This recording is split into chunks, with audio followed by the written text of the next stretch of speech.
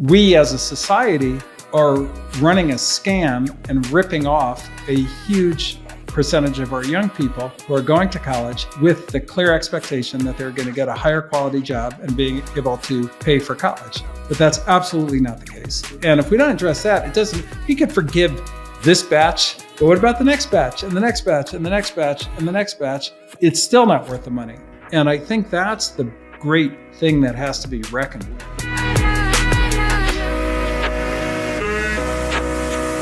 Hey folks, welcome back to the Marc and Ben Show. Today we are going to tackle one of the hot topics of the moment, which is the topic of the university system, universities and colleges.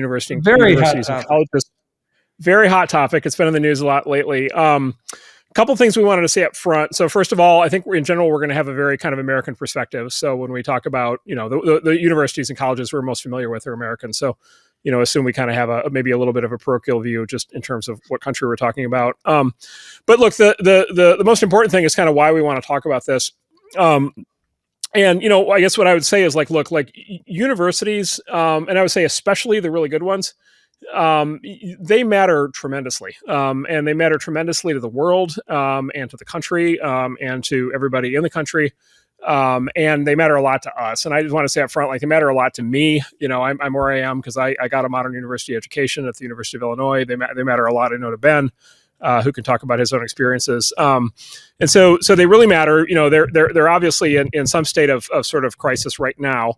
I think our opportunity is to talk about them not so much in terms of like the topics that are like super hot in the news. So we're not necessarily going to weigh in on the same stuff that you've been reading about if you've been following the last couple months of drama. But we're going to do kind of what we do, which is we're going to talk about it structurally. So we're going to think about sort of universities as an industry, and as a business, and as a form of organization, and as something that has customers. And has constituents and has a structure and has an industrial logic and incentives, right? So, thinking about this a little bit more structurally, more from a business standpoint.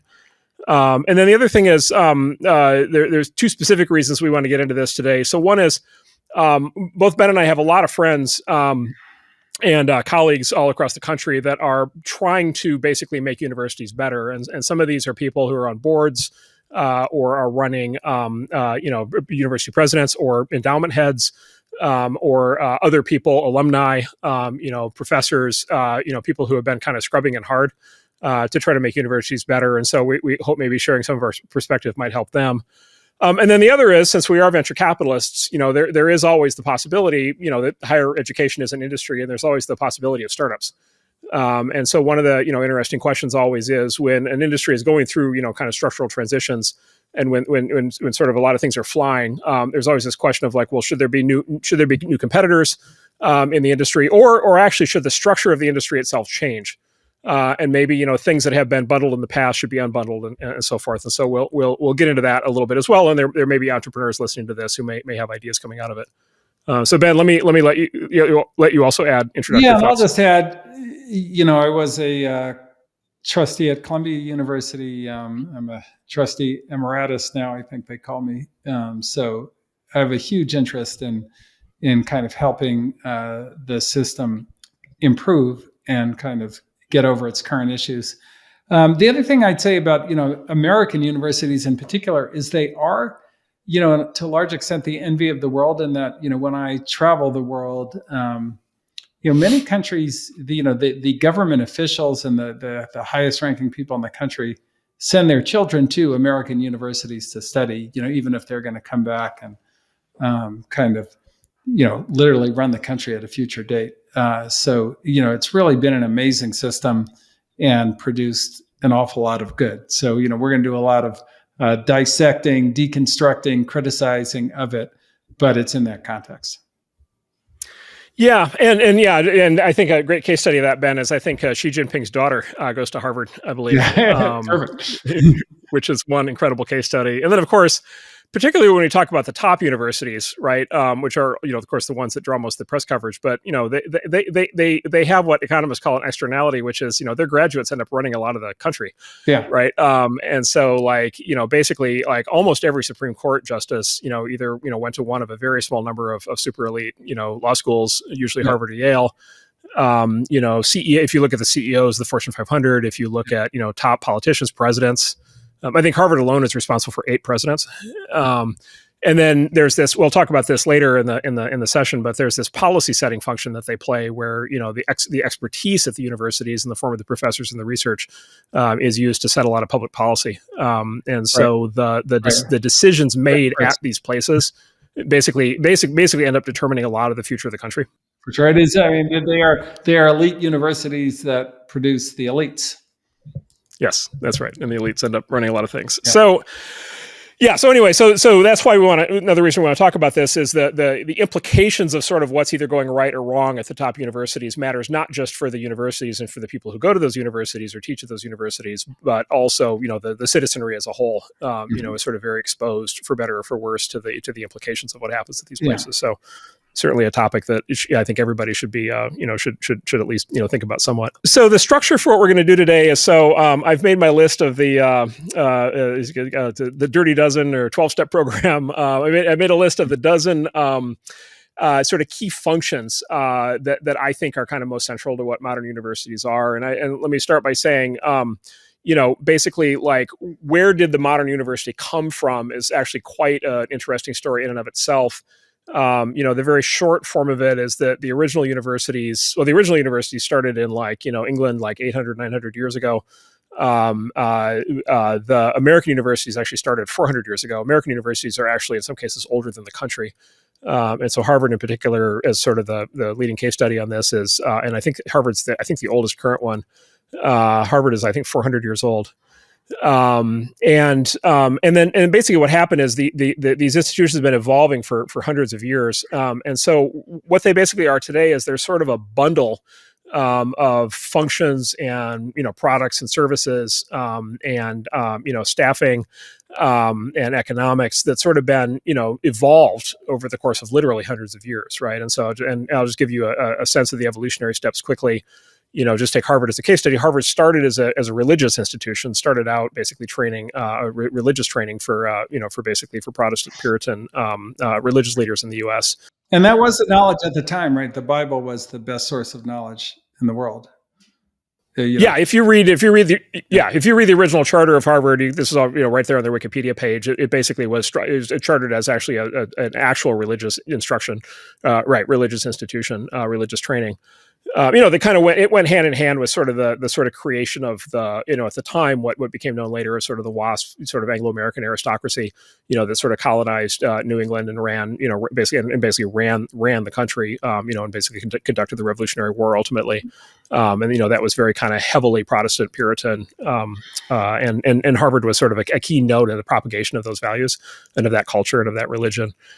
So it ran that way for a long time. It then broadened, it and its peers then broadened out, and they basically, through the course of the last 150 years or so, they basically threaded in two foreign models, elements of two overseas models. So one was the sort of classical education model from the English universities, and so particularly Oxford and Cambridge, right? And so the idea of basically teaching, sort of a classical, politics, history, economics, basically the philosophy, literature, kind of the key topics that, in England for a long time have been viewed as sort of the way that you train leaders. Like basically every leader in England, every prime minister basically essentially came through this particular program they have, I think, at Oxford called PPE, which I think it's like politics, philosophy, and I forget what, economics, I think, are the three. And so, the sort of classical education role of these places kind of came from the English model. And then more recently, starting about 120 years ago, the influence started showing up much more also of the German model. And the German model was for technical education, right? And so the German model was for basically training scientists and engineers. And so, most elite universities in the U.S. now, and large universities, they sort of famously have both a sort of liberal arts component to what they do, but they also have what we now call STEM, science, technology, education, or engineering, mathematics. And so the modern American university is sort of a hybrid of a religious institution, a classical education institution, or humanities education institution, and then a technical education institution. And at least like the place I went to University of Illinois, and like it was actually very interesting as there were actually two physical sides to the campus. Yep. There was the liberal arts side, and then there was a street that divided, and then there was the engineering campus on the other side. Now at Illinois, were the STEM buildings kind of much less nice than the liberal arts building? Because that was the case at Columbia. So at Illinois, the engineering buildings were much nicer. Oh, they were nicer. Okay, interesting. So it depends who gave the money. Yeah. Yeah, so this was actually a big deal. At least at Illinois, this is a very big deal because I can tell you the liberal arts people were very mad about this. The liberal arts buildings were just collapsing. They were ancient and collapsing, and there had been this building frenzy at the engineering department over the preceding 10 years before I got there, and there were all these just incredible, shiny, spectacular buildings. And I remember people on the other side of the street were like super mad about this. Oh, that's really funny because when I was at Columbia, and Columbia's built a gorgeous new campus now, so it's a little different. But the old buildings were gorgeous. They were from Alexander Hamilton days, and the new building was just like the ugliest thing you could ever see, and that was the engineering building. Yeah, maybe that tells you that maybe that's a difference between a land grant, fundamentally technical university, the sort of tacked on liberal arts versus a liberal arts legendary institution that kind of maybe at some point tacked on technology, right? Exactly. Yeah, exactly. Yeah, that's right. And so these are good examples of kind of this hybrid that's emerged. And then of course, we'll talk about this some, but since the 1960s in particular, the universities have kind of taken on a sort of you might call sort of a more potent set of like kind of social, political, ideological roles. Which we'll talk about as we get into. So there's a modern take on this too. But anyway, the point of this is as a result of how these institutions evolved is that they're bundles, right? And so if you look at it as an industry, they're bundles. They do a lot of different things. And the bundle evolved. So the good news is the bundle evolved. And in general, in business, that's kind of a good way to kind of figure out what you should do is to like let evolution work on your side and figure out what works and what doesn't and add to the things that work and subtract the things that don't. But, the other thing that happens is, sometimes you just like inherit the bundle. And sometimes as a leader, you want to kind of relook at the bundle and whether this actually is the bundle that makes sense or whether things should be split out or whether things should be added. To the bundle. And so we're going to kind of talk about it in terms of the current bundle, and then we'll talk about the potential unbundling. Yeah, and I would say one of the very interesting things with regard to the bundle, and you can think of the bundle as like the cable bundle, where you get your ESPN and HBO and all the things in one, is that the bundle was, of course, created pre-internet. And, when you and I went to school, that was significant because there was this thing where you could only get knowledge, like the best books, the best information was all, you had to go to school to get it. In fact, if you wanted access to the internet, when we went to school, you had to go to university. It was the only place that had the internet. And so we're in a really different world than we were even, 35 years ago, which is, and so that puts tremendous pressure on the bundle. Yeah, that's right. Yeah, a great example is Illinois. You had a famously huge library, and I remember it was actually in the marketing material for both recruiting students and professors was the quality of the library, because if you went there, you could do certain kinds of research that were not possible if you didn't have access to the library. Yeah, which is very different world, but like the cable bundle, right? Like you could only get HBO if you had cable. So that made the bundle very different than if you can get the HBO app. Like those are not the same worlds. And I think the university is in that same situation, but people don't point it out as much. Yeah, that's right. So let's dive into the bundle, and I've identified my dozen, kind of things in the bundle, and then Ben, you can, we can add things as we go. There are actually many things that we could easily think. We just thought of one, the library. I didn't even have in my list, yes. But there are many. I'm sure there are many more kind of elements of the bundle that I haven't even prioritized here, but. These are kind of the dozen that are top of mind for me. So, and actually, Ben, let me just run you through. I'll just give you the headlines on these real quick so people can have a roadmap to what we're about to talk about. Yeah. And then I'll just come back to the first one and we'll dive in. So, number one, credentialing agency. Credentialing students, graduates for employers. Number two, the actual courses themselves, the education. Number three, I call the research bureau. Right, which is the research component that most modern universities have. Right, most universities are also a hybrid of teaching and research. Yeah, huge charter is to create new knowledge, and often how the kind of technical part of the university distinguishes itself from industry. They kind of refer to industry as applying knowledge that was created at the university, although not always true, but it's the paradigm they love. Yeah, that's right. And professors, we'll talk about this, but professors get hired and get tenure in large part on the basis of their research, in contrast to their teaching. It's not uncommon to have professors. It will not surprise anybody who's been in a college environment that you have professors who maybe are better at research than teaching. Yep. And as the student, sometimes you wonder who got the good part of the deal. Fourth, what I call the policy think tank. And so this is the role of universities in sort of setting public policy, which we'll talk about. Number 5 is what I call the moral instructor. And this is the sort of legacy of the fact that these institutions actually the original one started as religious institutions. And so kind of, and today in most mission statements in most universities, they might not outright say that they're teaching religion or morality, but, they'll say things like that they're trying to inculcate values, right? Or they're trying to, basically foster citizenry. They'll use terms like that. And that's basically all code for moral instruction. Number 6 is what I call the social reformer role. And this is the role where they not only instruct morality, but they also try to implement it themselves directly. Mm-hmm.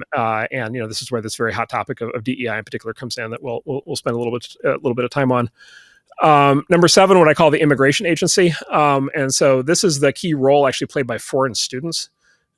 Which is actually really critical and not talked about enough, because it turns out that foreign students at universities generally pay full freight, and so it's a big deal. International recruiting of students now is a very big deal and very core to the economic structures of these things. And there's another aspect that we'll get into when we talk about credentialing, which is they pay full freight and they don't always go to the actual university. The universities have set up these parallel universities. With different criteria, which is very interesting. Yeah, that's right. And this actually turns out to be very important to the economics of these places, because it's not clear that these places work without these kind of, let's just say associated programs we'll talk about. Number 8, sports league. And I'm not the sports guy, but Ben very much is. And so Ben will weigh in very heavily on that. And there's been a lot of controversy around college sports in recent years. Number 9, the hedge fund, which is to say the endowments, which have become a very big deal over the last 30 years in particular. Number 10, what I refer to, and I went to college, so this was me, as I refer to as adult daycare, or young adult daycare. And so this is sort of, where you send your 18 to 24-year-old as sort of a substitution for just like going out and getting a job. Yeah, to get them out of the house, exactly. And then number 11 is what I call the dating site, right? Which is the role that the universities have played, actually both in being a place where people actually date and choose mates, but also they also get the credential for future choosing of mates. And we'll talk about that, because that turns out to actually matter quite a bit. And then we'll close on what I call the lobbying firm, which is basically the role the government plays in all this, and in particular the role that government funding plays in all this, and then what that means for the relationship of the government and the universities. And of course, that's a very hot topic. There's a current, very active congressional investigation going on into the universities right now over all this recent drama. And so there's always this kind of question in the back of everybody's heads in academia, I think, which is like, okay, we in academia really do run on federal funding, and what would ever happen if that ever got compromised or cut off. Yep. Yeah, no, and it's a freak out whenever it pops up. It popped up a little during the Trump administration. And I was a trustee at the time, and it was a fairly scary situation.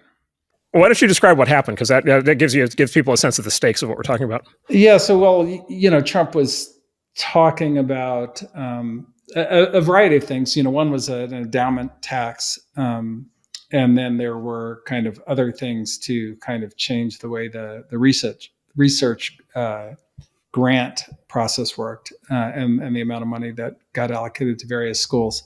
And that just has huge effects on the economics. I mean, it's, universities rarely, you also have to understand, almost never do layoffs. So they only get bigger.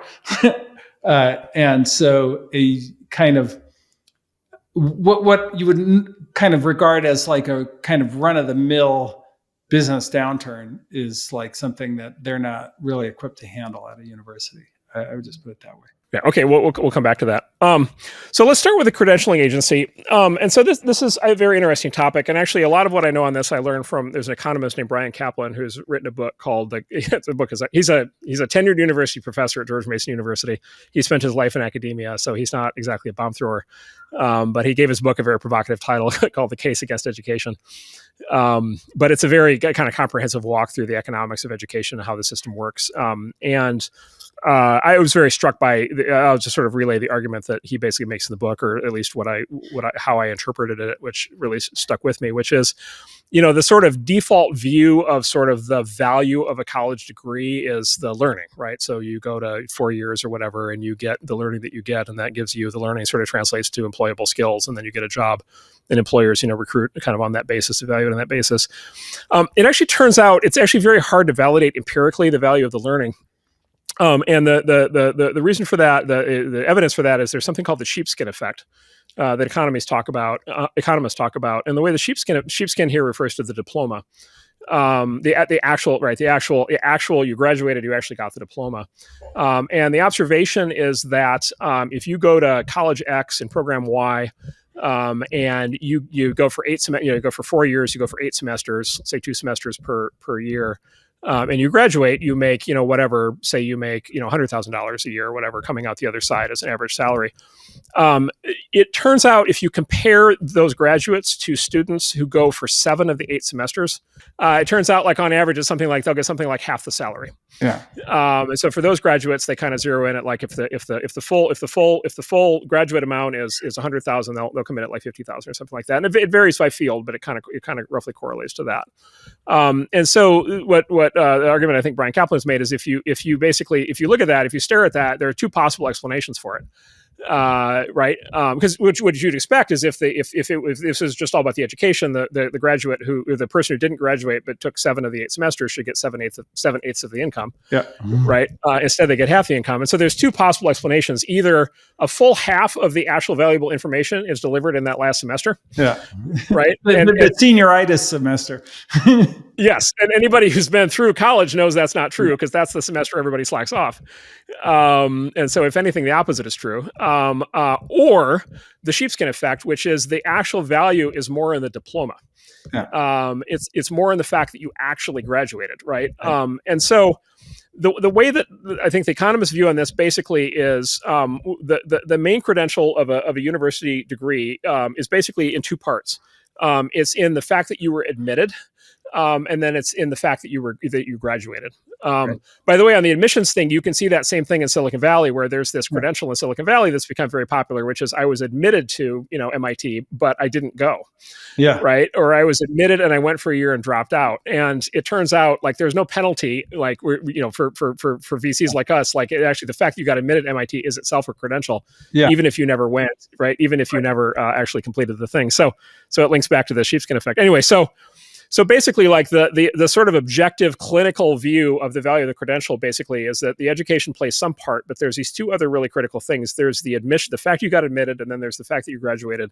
In psychological testing terms, sort of they call psychometrics, what that basically means is that the admissions process is basically an IQ test. Come back to that in a second. And then the graduation, actually getting to the diploma, is a conscientiousness test.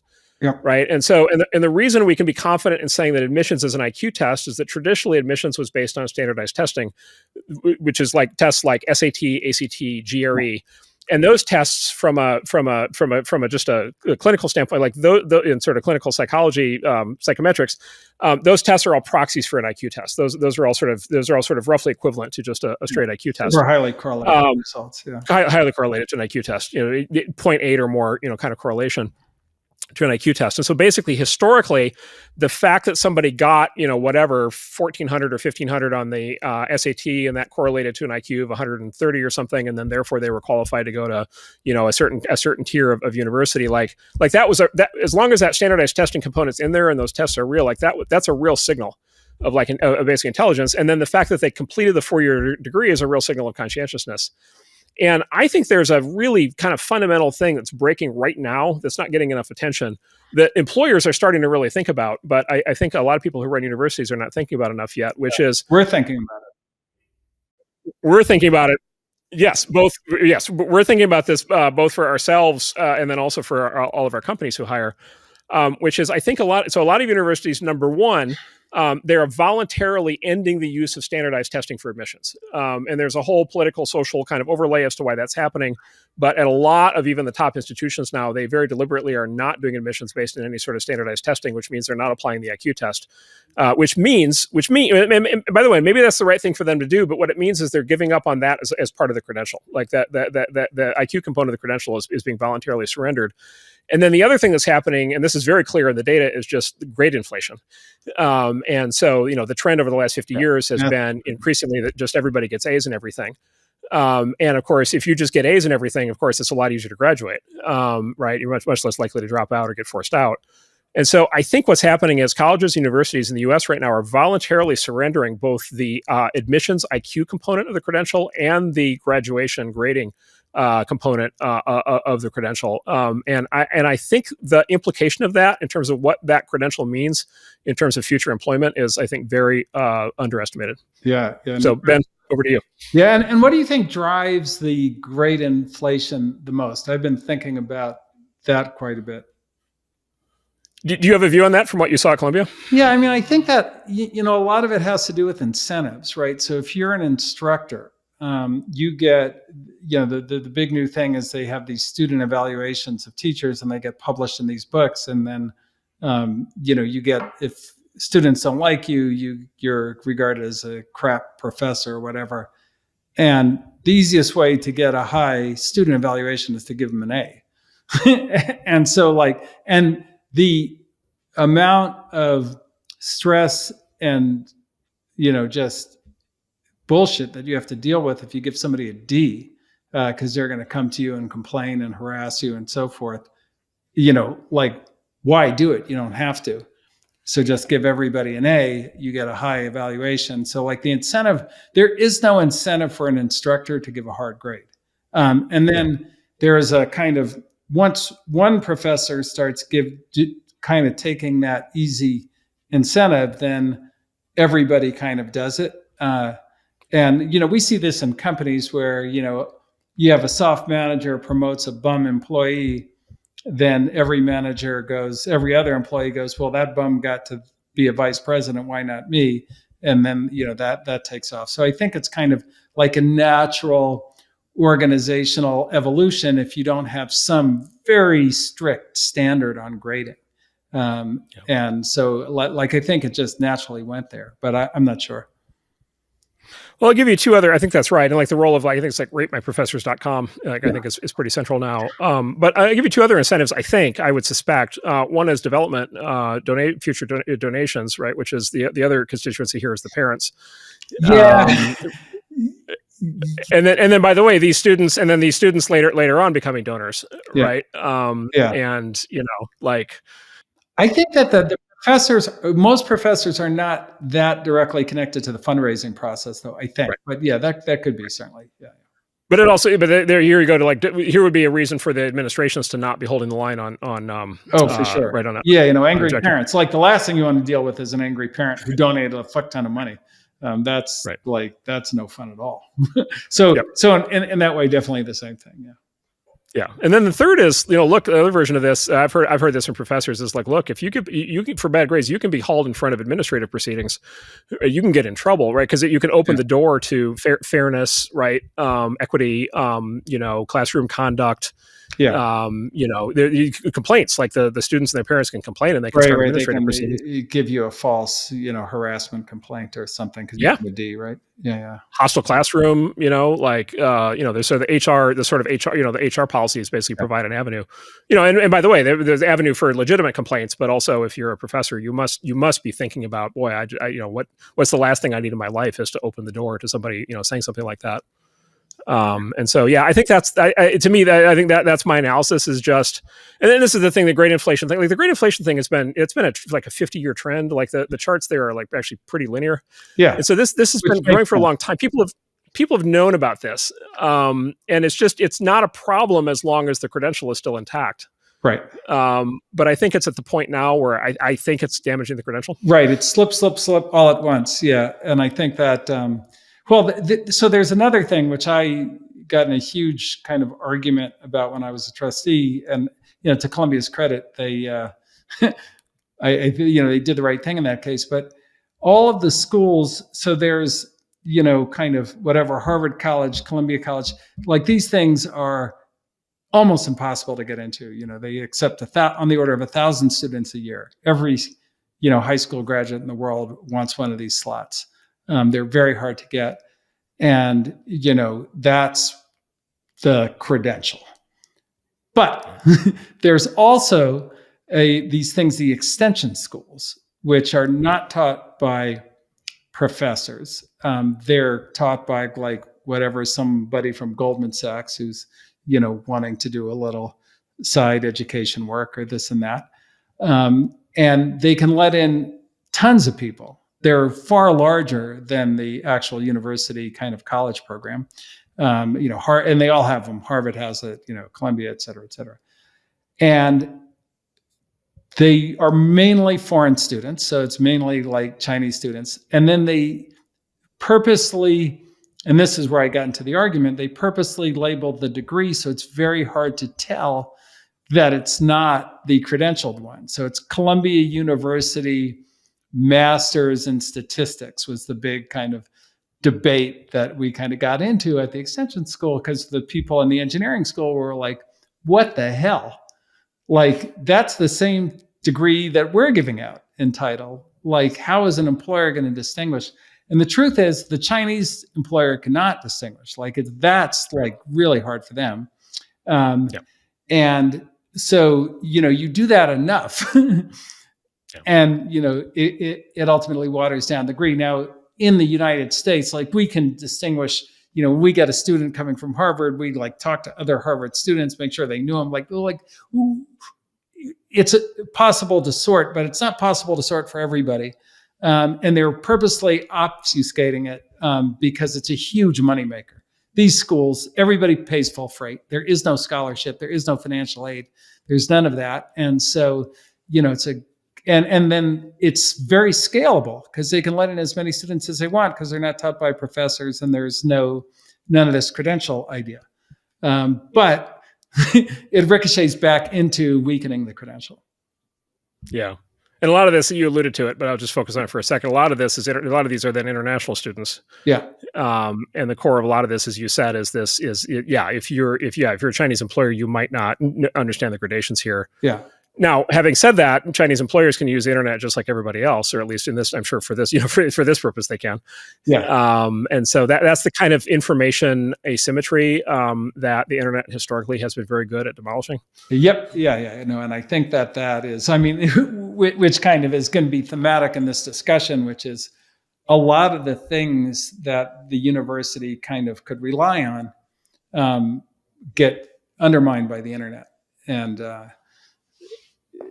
that which is causing things to come to a head, I think, maybe not right now, but certainly soon. Yeah, coming. And then Ben, on the overall credentialing point. What's your view? We deal with both a lot of tech companies and also a lot of non-tech, a lot of big non-tech companies also. Where are CEOs and hiring managers in corporations on this topic of like the value of the university credential now versus 10 years ago, and then where's it going? It hasn't changed materially yet, in my view. But for the first time in my career, people are really discussing it. And you hear CEOs going, wow, the kids coming out of college this year are not what I'm used to. They're not, and I'm getting kids from weird places, not Harvard, not MIT, like it used to be in Silicon Valley. I think Facebook, you're on the board of Meta. They used to only hire people from Stanford and MIT, or I think, or Harvard, Stanford, MIT. Like they had like strict rules on them. Yeah. Nobody has that rule anymore. Like that rule's gone. Yeah. Like I don't know any company that you have to be Stanford, Harvard, or MIT to like be an engineer there. And more and more people are not finished school, coming straight out of high school. So I would say the aperture, which is really great, by the way, has opened. But the other thing is that I am hearing a lot just anecdotally is Stanford students aren't what they were. Like I got an engineer from Stanford, but they're not. they're not ready. They're not ready to go in the way they were before. And so I think that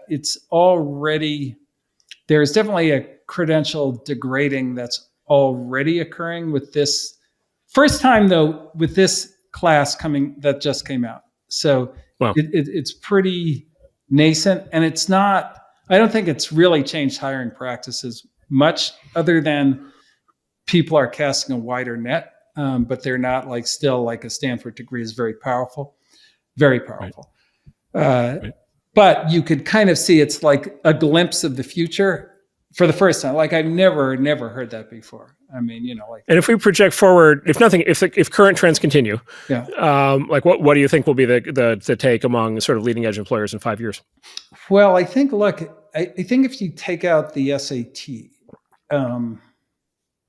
that's a pretty big change. And so it's a little unpredictable because, okay, what are they admitting people based on? Do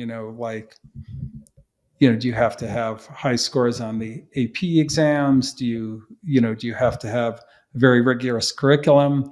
I know at Columbia, it really mattered the quality of the high school that you went to, even when, they had SATs. So the question is that whatever rubric of criteria that they're using to replace the SAT as good at identifying very gifted students, or is it not? Is it worse? And I think we don't know that yet. Yeah, but would you predict in 5 years that employers are still just basically deferring to the degree, the question of a recruit's IQ and conscientiousness, or they feel like they're going to have to validate that otherwise? I kind of think they're going to have to validate it. I mean, just because it's different.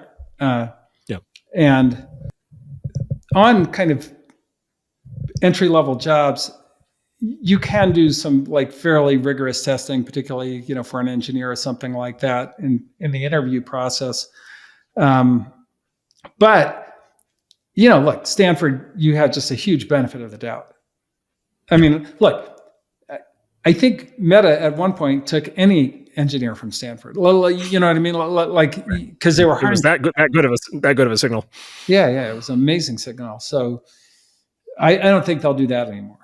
I think Google, just to close on this topic, I think Google now formally does not take college degrees into account, or at least they've said they're neutral or ambivalent or don't care. They'll equally rank people without degrees. They do their own testing, and they go on those tests. Yeah. So I think that's going to become much more of the norm, where companies do their own testing, and it won't be, it's not legal, at least for sure not in California, to do a general IQ test for a specific job, but you can do pretty rigorous job-specific tests that certainly kind of include something that's going to ability to process information quickly, et cetera, et cetera. Okay. Well, I'm sure this will come back up again. So we'll move to number 2. So the actual education, the courses themselves. So here I would just say, one lens on this is actually again, part of the bundle here. There's actually a bundle of 4 different kinds of sort of education and coursework. At least 4, but I would say there's 4 big ones. So there's the sort of classic humanities, or liberal arts, which, as I said, is sort of derived from the English model. There's what we now call STEM, science, technology, engineering, math, which is, as we said, originally derived from the German model. And that's, physics and everything from physics to engineering and so forth. Then there's social sciences, which is a bit more of an American innovation, which was social sciences are like a hybrid of humanities and STEM. And so these are fields like psychology, sociology, economics, public health, education, that were kind of developed as quote unquote sciences. Yeah. Anything that has science in its name isn't science is the joke, right? There's no physics science or chemistry science. It's only political science. Yes. Yeah. So the classic tension is the political scientists absolutely insist that they're scientists just like the physicists. Yeah. And the physicists insist, no, absolutely you're not. No, you're not. Because it's not science, right? It's not like I have a hypothesis that's testable. And right. I can run an experiment and find out if my predictions come true. So if it's not that, it's not science, but whatever. capital S science. And there's a whole digression we could go on about where this all came from. But yeah, it's sort of they're in the middle somewhere. And then there's what I would call the trade school, which is basically law, medicine, business, and performing arts, which is basically like, if you go to one of these places specifically for a law degree, like that's a very specific, obviously, set of courses and credential, or for, to become a concert pianist or something like that, or a doctor. And so there is this kind of bundle, even within the bundle, overall bundle, there's this bundle within the educational courses component of it, which is these are actually four quite different kinds of curricula. Yeah. And then that basically takes us to sort of the problem here. So one problem here is the sheepskin effect we already talked about, which is basically, at least a very strong suggestion that at least for some degrees and some institutions, the education is not as important as people might think, or let's just say the market of employers certainly doesn't think it is, because you just look at the compensation data and it shows that. But then there's this other monster problem. And again, this problem has been discussed at length for decades, but it feels like it's also coming to a head here, getting much more politically potent, which is the student loan crisis, which is you just have a very large number of graduates of American colleges and universities where they're carrying these large amounts of student debt. And in the really bad case, it's actually debt that, because of the high interest rates, it's actually debt that compounds. Yep. And kind of grows indefinitely over the life of the student. And you can't get rid of it with bankruptcy. Yeah. Well, this is very interesting. So on the one hand, there's been this big controversy. There's been a lot of heat around this question politically, which is for a long time, student loan debt, federal student loan debt specifically, cannot be discharged through bankruptcy, and it's the one form of debt that can't. On the other hand, though, you now have direct bailouts. So in the last 3 years, right, the current U.S. administration has been doing a series of bailouts. Where they've been doing arbitrary top-down erasure of the debt, which, and of course they call it, they use this very clever word forgiveness, which makes it sound wonderful. Of course, what it just means is it means other taxpayers, right? Other people are going to foot the bill for it. And that's always sensitive in the American system, at least, because of course the American polity is composed in part of people who went to college and in part who didn't. And so people who didn't go to college might not be so keen about having their tax money getting used to forgive, student debt for non-productive degrees. And then honestly, there's also a moral hazard issue that comes up, which is among people who took on college debt, there's the people who paid it off versus the people who didn't. The people who paid it off don't get forgiven. And so then there's this weird incentives thing where it's like, well, okay, if this is the new way that it goes, then I'm a sucker if I pay off my own student loan debt, because in the future there will be another bailout. Yeah. And so anyway, so this has become like a pretty potent political issue. But I think underneath this is this question of like, okay, like, are all of these degrees and all of these institutions actually generating graduates who can actually command market wages that actually make this entire thing basically an economically and politically viable proposition? Yeah, I think that's the question that is the thing we should be debating, because the whole forgiveness thing is insane in the sense that you're not actually addressing the real issue. It's the ultimate bandit. Yes, you're buying votes. Yes, you're giving some people relief. But the fundamental issue is it's now become clear that for a large swath of the population, college is not worth the money. You would not have a college student loan crisis if whatever you paid for college paid you back in the form of a job that was worth far more than the degree. Right. But what's happened is for a huge percentage of the degree is worth less than the job. So it's, basically we as a society are running a scam and ripping off a huge percentage of our young people who are going to college with the clear expectation that they're going to get a higher quality job and being able to pay for college. But that's absolutely not the case. That's the real issue. And if we don't address that, you could forgive this batch, but what about the next batch and the next batch and the next batch and the next batch? It's still not worth the money. And I think that's the great thing that has to be reckoned with. And that's a big, big issue, because tuition, the quality degree's got to be pretty hard to pay back, $300,000. Yeah. That's a lot of money for, even in in today's inflationary world, to go make back up, working for a living, which I think kind of gets into the student customer, right? There's many customers, which we'll get into, but like as a student, what do I want? Well, there are maybe, 1% of the students want to become scholars, and then 99% of the students want jobs. And for that set, the value proposition is getting extremely shaky, I think, across the university system, which is why we have the student loan crisis.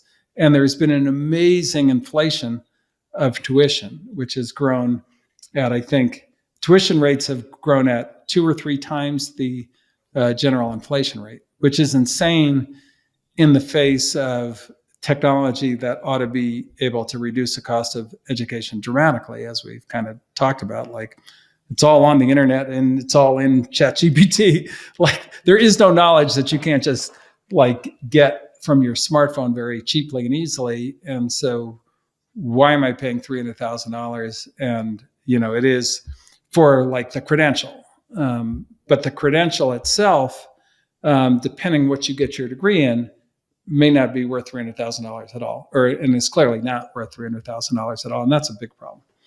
Then add a couple of things to that. So one is, this inflation thing. Maybe we could post a chart to go with this that shows this. But the cost of the degree rising faster than inflation is a continuing process. Yeah. And compounding, here really gets you right. And so if you compound forward, like $300,000, $350,000 is like the cost of a 4-year private college degree right now in the U.S. But if current trends continue, and there's no reason right now to expect that they won't, that's on its way to $1 million. Yeah. And relatively quickly because of the compounding. Even if you work for us, that's hard to pay off. Right. Exactly. And so it's right now it's a one-way treadmill, and we'll talk later on at the end about the overall fiscal structure of these places. But like the financial structures of these places, generally assume that this kind of sort of super inflation of cost is going to continue, and they're building cost structures that kind of assume that. Yeah, and that's starting to show up, right? That's starting to show up in the application rates of the kind of percentage of kids applying to school already, I think. So then this also goes to this thing, and I've been guilty of this already. It's just so easy to do, which is it's so easy to talk about whether kids should go to college or not, and then whether kids should get a degree or not. But of course, underneath both of those is like which college, and then which degree, right? Yeah. And if you dig into each of those, if you dig into which college, of course, there's a tiering in the college system where there's 4, 5, 6 different tiers of institutional quality and quality of the credential, and then corresponding income, job offers coming out the other side, and then degrees, as I was kind of walking through. A computer science degree and an English degree, and like they just the English degree may be as like spiritually valuable as the computer science degree, but it just doesn't carry the same economic kind of opportunity out the other side, and and those are two very different financial propositions as a consequence. Well, and they cost the exact same amount. They which is part of the weird thing, and it also gets into again, to the customer question, one of the very interesting things for me in being involved in universities, both at Columbia and at UCLA, is that the way that the slots got allocated. So the demand for computer science degrees is extremely high compared to the, demand for, you name it, anything that ends in studies degrees. But that's not how the resources at a university get allocated necessarily. They get allocated based on this, and it's sort of a function of the way they're run, but there's the student demand thing, but, a lot of it is fundraising. Can you get an alumni to, give you grant you a professorship or whatever? And then can you politic your way into more resources within the university system? Which is, at that level, extremely political and who gets what. And so you end up with generally a shortage of engineering slots and a plethora of other slots. So now you want to go to Harvard, but you can't, or you want to go to particularly like UC Berkeley or UCLA, the public schools.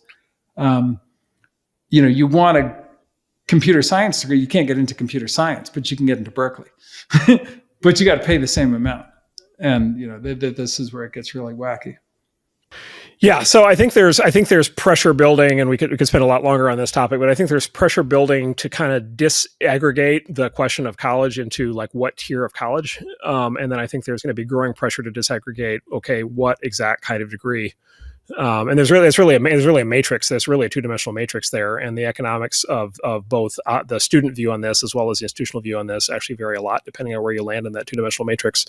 And that's not generally how this stuff is discussed or analyzed.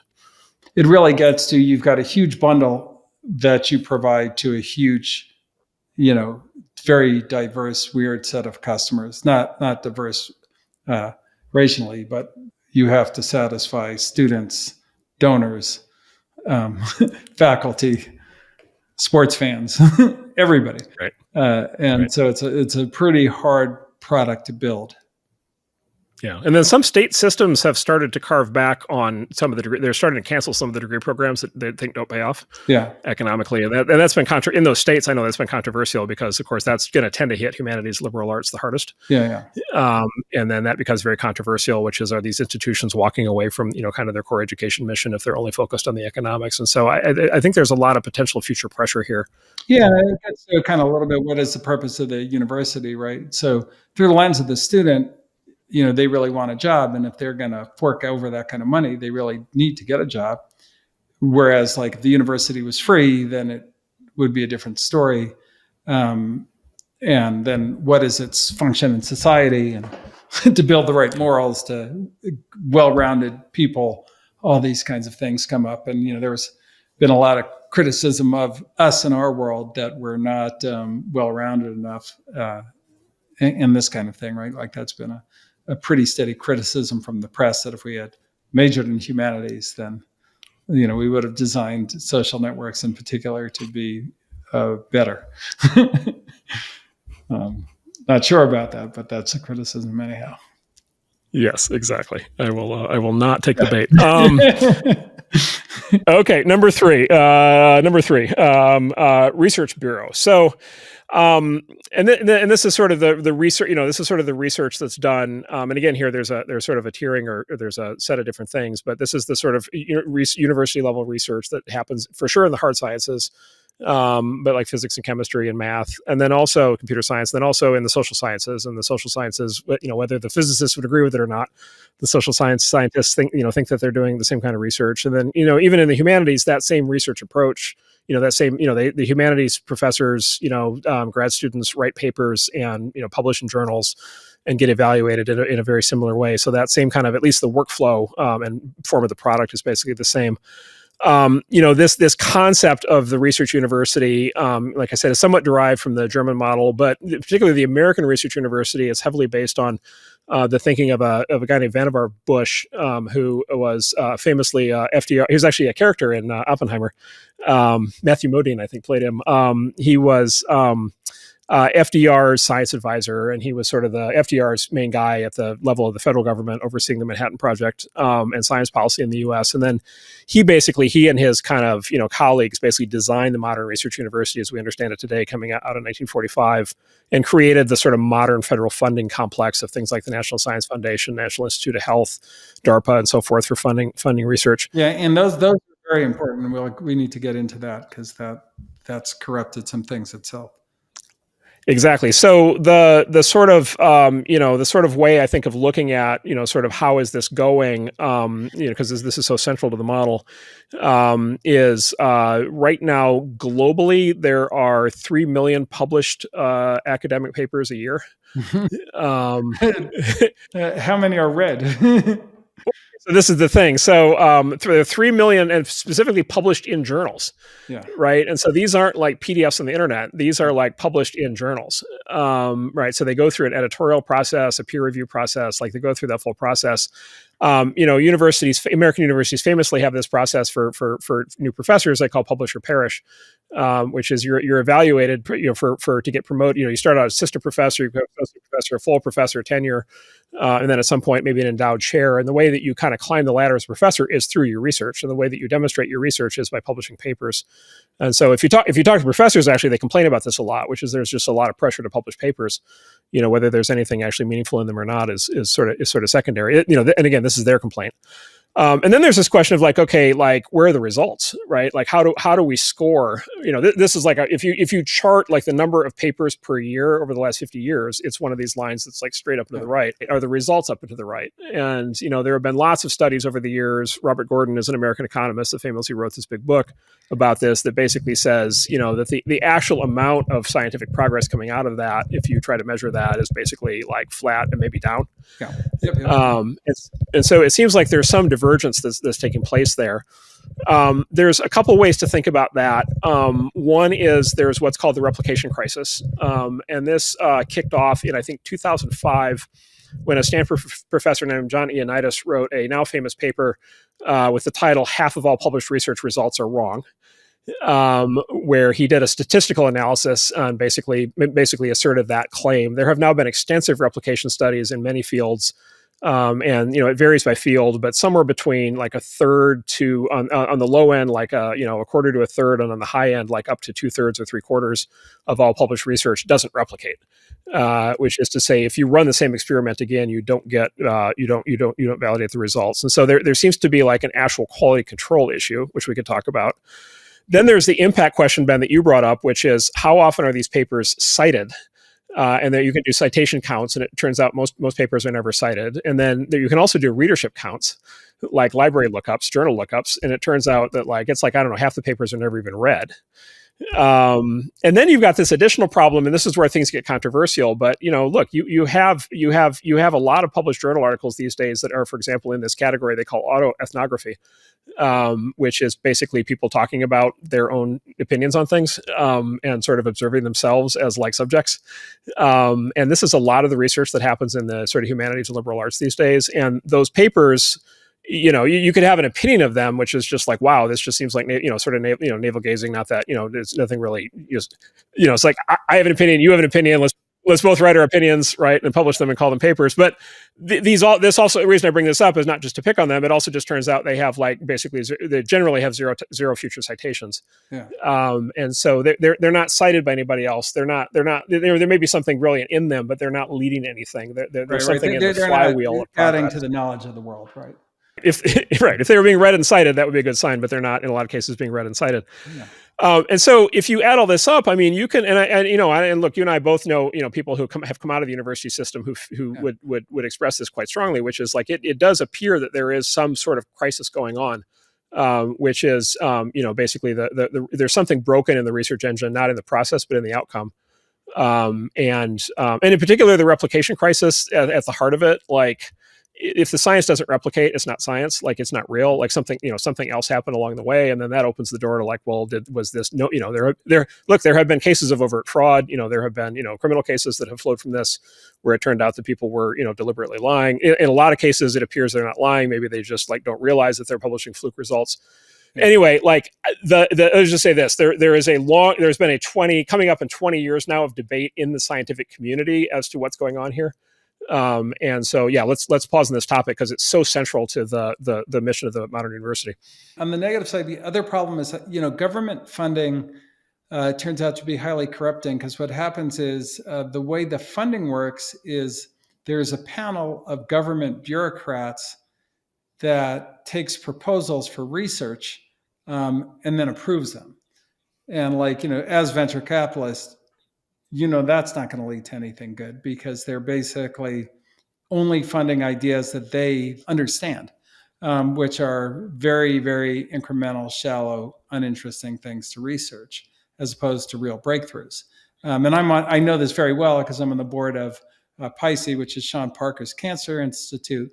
And we've adopted the model of the Howard Hughes Medical Institute, which also funds research. And we pick researchers. So, it's like picking an entrepreneur. Pick the smartest researcher and let them and fund them to do their work, as opposed to, because science is not, I'm going to do this and I do this. It's, I'm going to go explore this problem and I may discover something. And that's how everything's been discovered. You never kind of do what you set out to do. And so the whole government funding process is incredibly corrupting and bad. And massive, and drives so much of the research that's done in universities, because it's like a gusher of cash so it cannot be resisted, but it's set up in a very horrible way. So that's a problem. I will say, like we should state that we have funded many things that have emerged from universities, including, we've funded, a company doing CRISPR from the kind of inventor of CRISPR. We've funded, Databricks out of Berkeley, which was research done, on computer science and scalable systems in their in their AMP lab. We funded AnyScale, which is out of the Basis Lab. We funded Martine out of the Stanford, out of Nick McEwen's lab. And so, obviously our money is where our mouth is, and there's some very good things coming out of universities still, really important breakthrough research technologies, things that save lives. So it's not a zero. I just want to make sure that we're clear on that. I think that it's massively inefficient. A lot of the research is completely useless. A lot of the fields that are being researched are completely useless. But I do think, on this one, there are so many genius scientists in universities that we have to be kind of careful to, as a society, shift the money to funding the people who really need whose research we really need, and away from this just wasteland of ridiculousness. Good. Okay, let's tie that off for the moment, and then let's go to number 4. So number 4, policy think tank. So this is a very interesting thing that happened. This started about 100 years ago. It's a Woodrow Wilson idea, right? Yeah, it's a Wilson era thing. Almost exactly 100 years ago is when this started. And in particular, there's a book called Public Opinion written by a guy named Walter Lippmann that sort of defined this at the time, what I'm about to describe. And so I'll introduce the topic by saying the following, which is, today it's just totally normal to read in the newspaper that there's some social issue, poverty or something, health or something, right? And then they will quote in the newspaper experts in that field, and those experts by definition are they're university professors, right? Yeah. By default, those are always university professors. Mm-hmm. And so the professors are kind of the oracle of wisdom in that area. And then the media, so basically the media picks up the expertise from the expert professors out of the universities, and then the politicians basically receive that through the media, and then the media, and then the politicians, basically that's the content for the proposals that the politicians take forward. That's where the proposals come from. And then when you're trying to pass the law, you're like, well, this is based on research. This isn't just my opinion. This is based on research that took place in the whatever, political, such and such health policy department at Harvard or whatever it is, right? And so it's validated. Now, if you go back historically, prior to about 1920, this was not how things worked. In 1850, if somebody's trying to pass a law or something, they're not quoting if you quote a professor, it'd be like quoting a, it would have been very incongruous, kind of thing. It's just not something people would have done. Why would you? It's crazy. Yeah, some random person, right? Yeah. But basically, so what Walter Lippmann did in this book is he basically the claim at the time basically was. And I think, I think this made some sense, at least at the time, was basically, in the old world, societies were simpler, everything was smaller, countries were smaller, earlier, you didn't have modern technology. Smaller, yeah. Governments were smaller, and you didn't have all these systems. You didn't have you didn't have fully modern developed economies. You didn't have healthcare systems. You didn't have education. You didn't have all these systems that got built.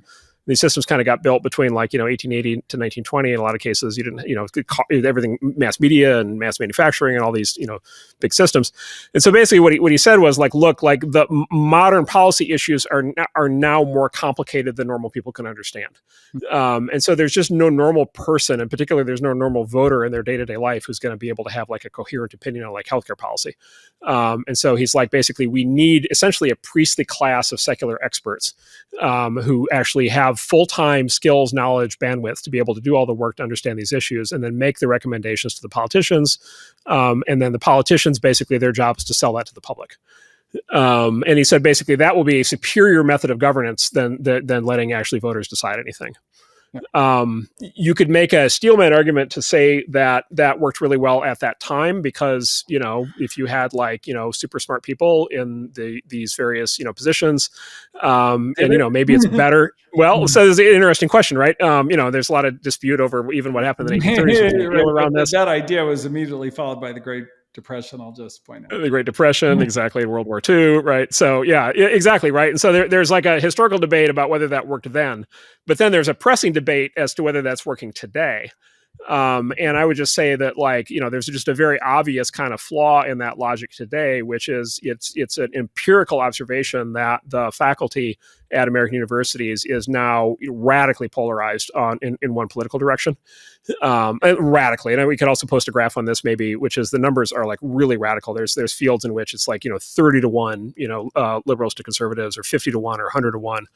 Right. And basically, it's just got empirically in the data, the idea of having conservative faculty at these places is basically no longer the case. Right. They can't get hired, they can't get promoted, they can't get tenure. And so increasingly the policy recommendations coming out of the policy think tank components of these universities are very sharply partisan and extreme. Mm-hmm. And look, if you're on that side, you're obviously in favor of that, but it's hard to believe that therefore the universities will continue to be accepted by the political process writ large as the advisors in the way that they have in the past. Yeah, no, and and also, this kind of brings up interestingly, I hate to get into today's politics, but the Roland Fryer case, right, where here we have probably one of the most important issues of our generation, which is this whole question of police brutality and how does race play into that and so forth.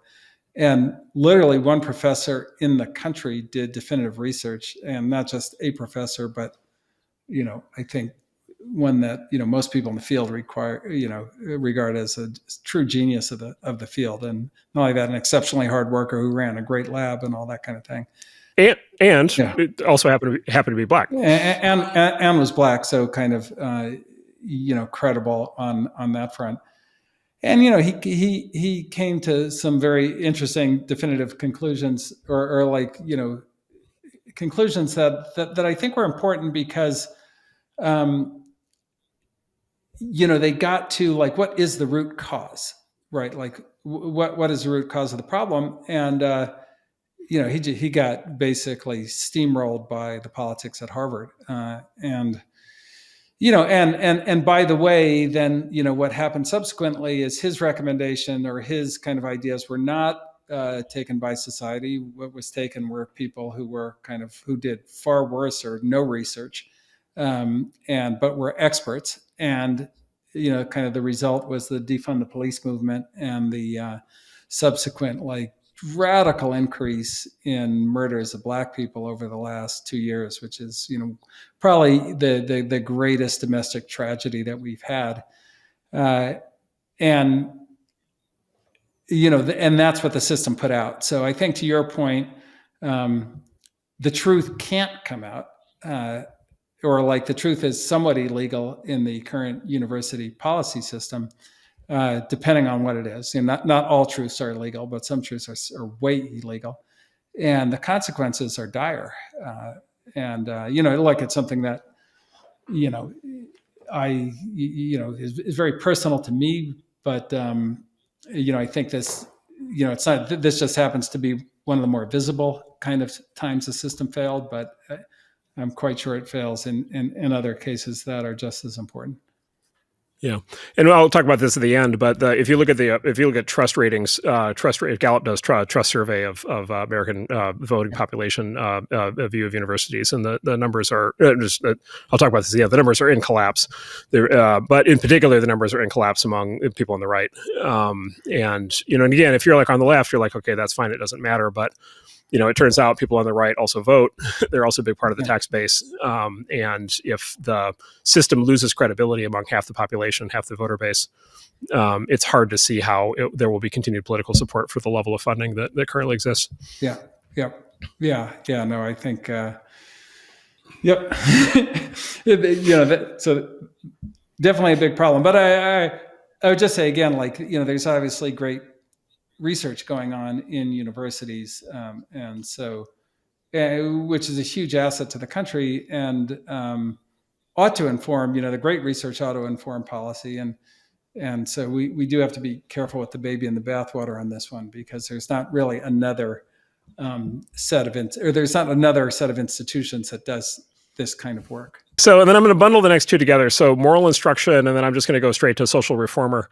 So I'd say moral instruction is, like I said, there's this historical role that a lot of American universities started actually as religious kind of moral institutions. They're not formally religious institutions today, but they maintain sort of a moral instruction role. And then they're what I call the social reformer, and social reformer is sort of the implementation of the moral instruction. So they take a step back past simply having an opinion about the ordering of society. They're actually taking actions to try to change the ordering of society.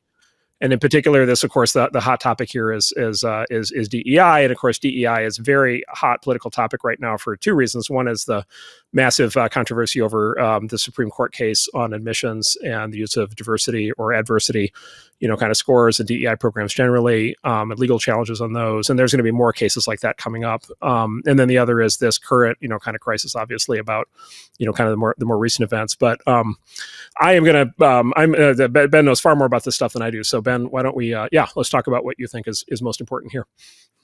Well, so just kind of starting with morality, one thing about humans is, morality is complicated, very complicated, and it's complicated at, different scales of society. It changes and these kinds of things. And so, I think Lindy Strong moral values are actually fairly important, which is why, the Bible gets a lot of criticism, these days, mainly for, things that they said in those days, particularly about, various topics that we've changed our minds on since. But, in totality for, something that's that old, and, it's, the same for the Quran, it did get a lot right, and that stood the test of thousands of years. And so now we're kind of inventing morality as we go. And, I would just say what happens when it becomes a moral issue is you can't debate it, right? This was a problem with the Bible too, right? You can't debate what's in the Bible. It's what God said. What are you talking about? Shut the F up. And I think that these new moral issues are also hard to debate, for many reasons. And on DEI, let me just kind of talk through where that gets problematic. So it's very hard for people to question any of the DEI orthodoxy, because you get, not of being an apostate or blasphemous, but of being racist or sexist. And that's probably, in modern society, I'd say worse than being an apostate or blasphemous. And so people don't really think about how the systems around that work. And just to give you an example, so you kind of have to think about DEI, if you're an employer and you're trying to hire the best, most talented workforce possible, what are your assumptions about your DEI program that you go into it? And, this is something, as you know, that's, I've studied extremely hard in my life and my career. And, what we implemented at the firm, nothing on this kind of thing is anywhere near perfect, but look, we're the most, most diverse venture capital firm in the world. And we know this from Maxine Waters, who requested all the diversity numbers and basically played that back to us, and we're a large scale, 550 people. So it's diverse. We, as you know, do not have a head of DEI and so forth. And it's because we start from a different assumption than these DEI programs start from. And ironically, the assumption that we start from is the non-racist, non-sexist assumption, which is we believe the talent is out there.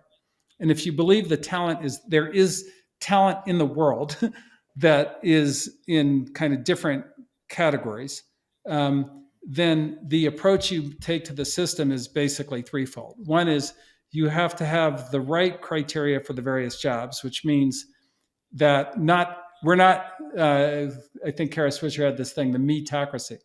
Well, you and I don't hire ourselves for every job because one, like, we're not that great at networking.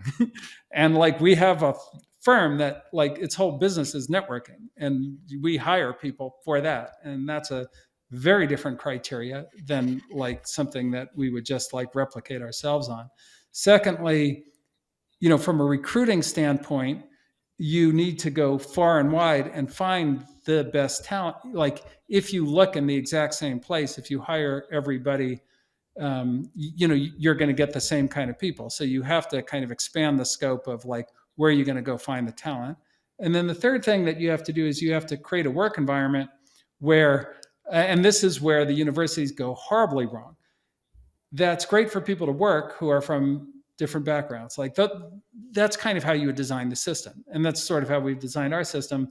And, when we think about the diversity in Andreessen Horowitz, we never think of it in terms of, oh, this person is as good as the white man who would do the job, right? We think of, there's no white man that could do that job, like that could have built the cultural leadership fund. Like that's not even possible.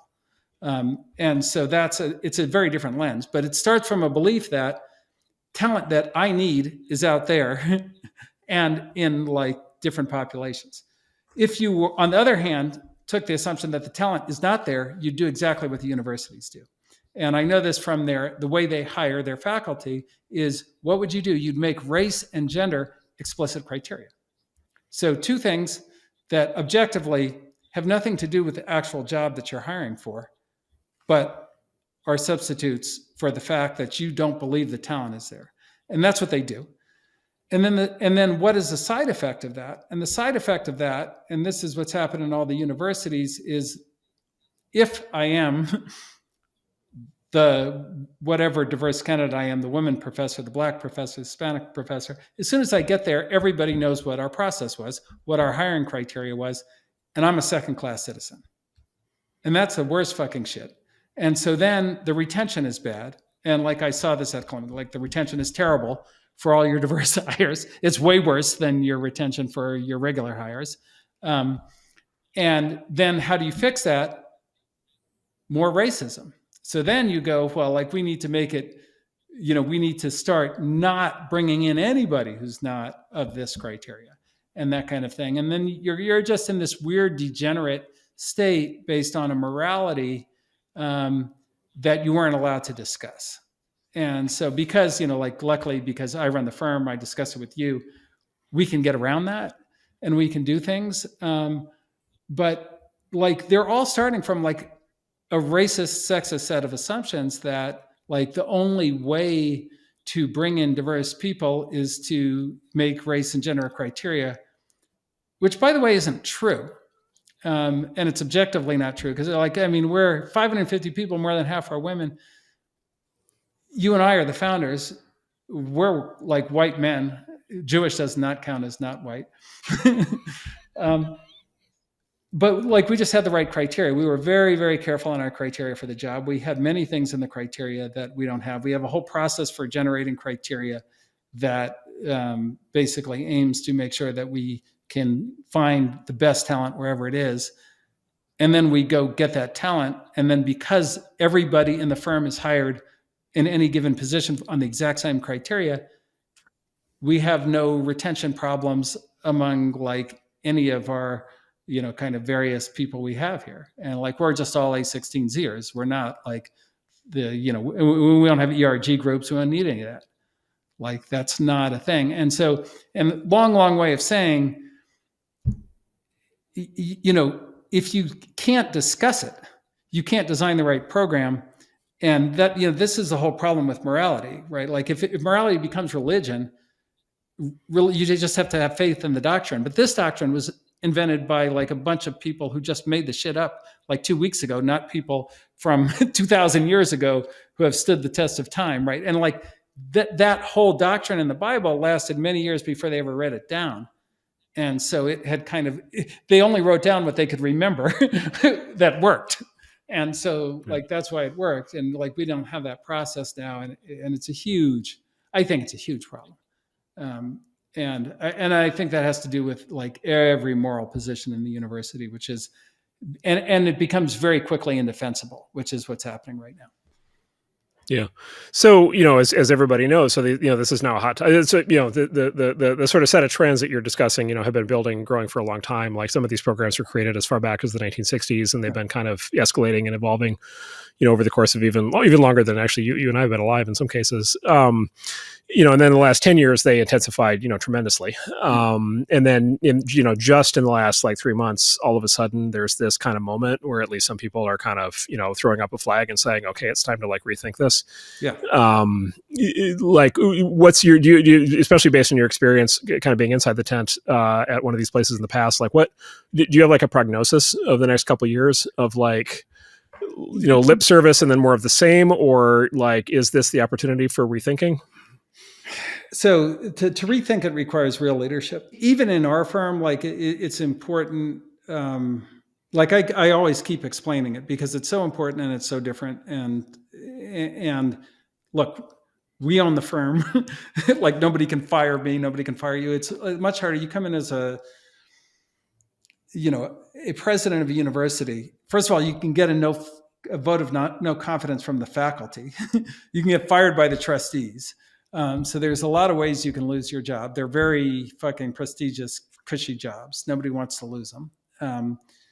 And so the level of leadership and risk that you'd have to take to overturn, essentially the current university religion, I think is pretty risky.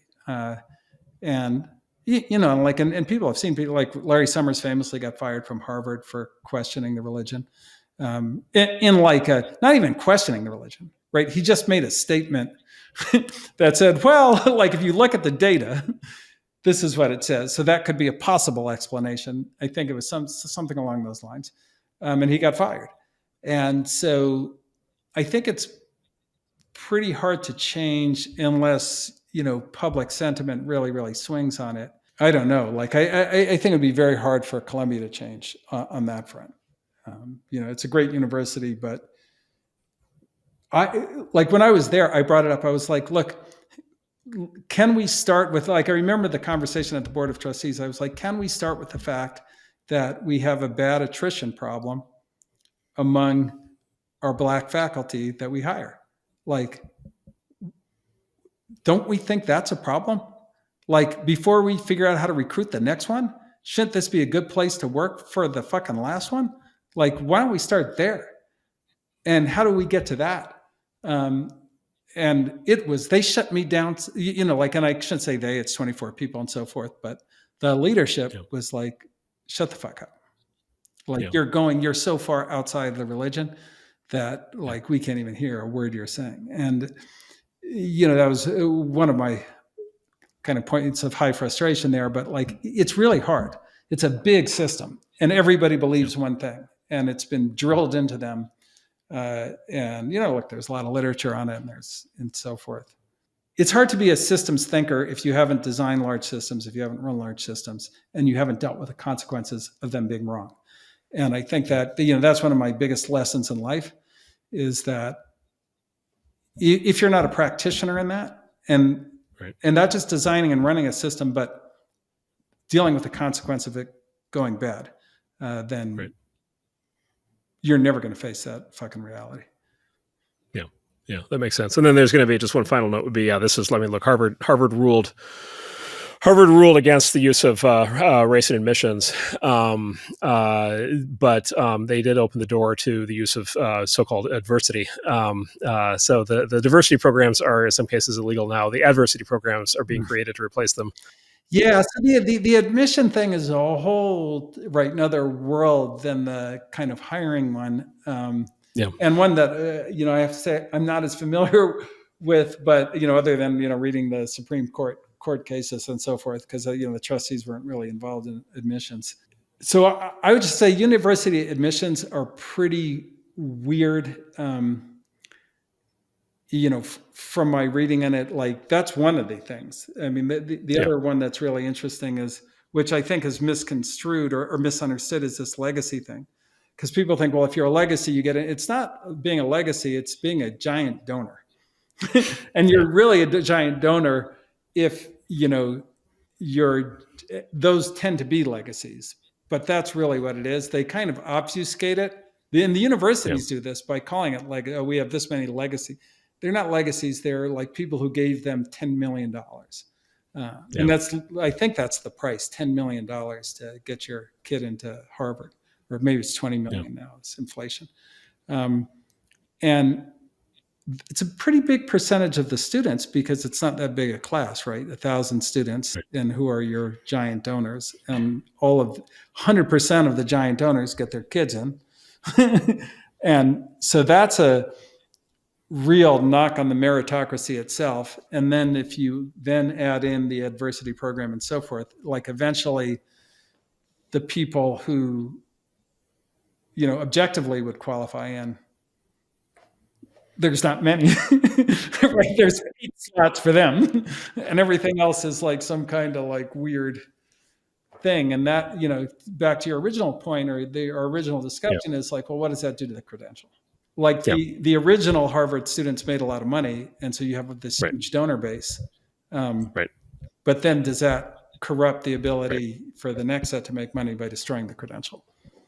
Yeah. And then, by the way, are you selling are you effectively, have you ended up in a position where you're selling a bill of goods to the new students, promising them that they're going to be valued that way, and then it turns out employers are going to, figure this out or are figuring it out in real time, right? And you already have that, problem in many schools, right, where the degree's not worth the money. We have a student loan crisis and all this thing, and then you're going to really exacerbate it. Okay, good. I'm going to skip. I was going to try to pick up the pace here a little bit to close it out. I'm going to skip immigration agency because we talked about that. Sports league. Let's spend a moment on that because that's sports has become such an integral part of how a lot of these places operate and part of the financial structure. Huge. And then I'm not a sports guy, but I've been following. There's it seems to be recurring. I don't know. I say both tension and scandals around compensation for student athletes and in the recruiting process. Yeah, well, it's changed too recently. So like historically, so it started out very innocently. Your university, you have sports, athletics, I think is a kind of great part of the well-rounded education. It's kind of, goes back traditionally all the way to the Greeks, I imagine. And then, it's a great experience to play college. Everybody, and it's amazing. Like if you look at the donors, by the way, this is another thing I know from being a trustee, a crazy percentage of the donors are people who played college athletics at the school. So it's like really the people who have the most school spirit are the athletes by far, like not even close. Right. And so, it's like a really kind of important component of the university historically. But what happened is, professional sports then emerged, kind of after college sports. And then college sports became feeders to the professional sports. And then college sports basically became professional sports themselves. So, college football television ratings are much higher than NBA ratings for, any given game. So it's that big. And then the coaches, right? It's not like, and they call it amateur athletics, whatever, but the coaches, like Jim Harbaugh, who just won the whatever national, he makes like $10 million a year. So like, that's not a university salary. That's like a professional football salary. That's as much as any professional coach makes. So then the athletes get paid nothing. Okay, but they're students, right? Well, they're not students because to play on, at Michigan or Alabama or any of these schools, practice is 40 hours a week. So when the hell are you studying? That's a great question. And you're practicing games and travel and the whole thing. And so you've got this, obviously you're running out of the back door, and out of the backyard, you've got a professional, like a major professional sports league, where you're using essentially slave labor, like you're giving them free tuition, some of them, but like, and they're taking great like health risk and so forth. So like that just became a whole issue. And then in California, so a couple of things happened. They kind of made legal, I think first in California, now nationally, this name and likeness thing. So it used to be the colleges won't let you sell your name and likeness. Like they could sell it. You couldn't sell your jersey.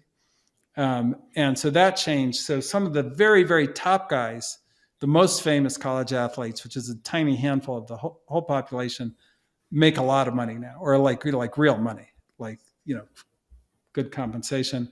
And then in college football, they have this thing called the portal, which you can sign up for, and you can just transfer schools, like trade yourself to another team, like whenever you want, or once a year or whatever.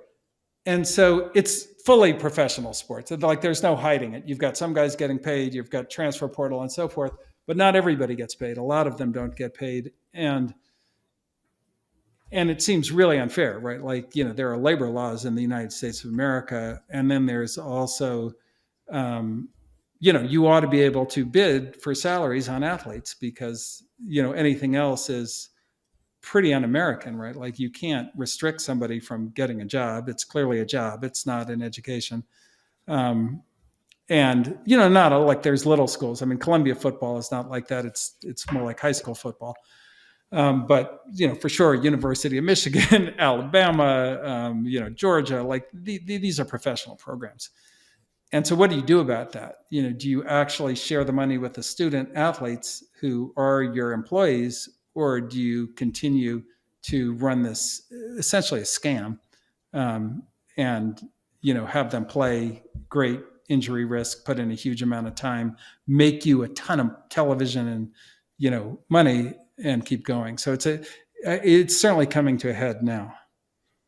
And it's fair to say that the revenue from these programs is substantial as a percentage of the operating budget. Yeah. Like it pays football.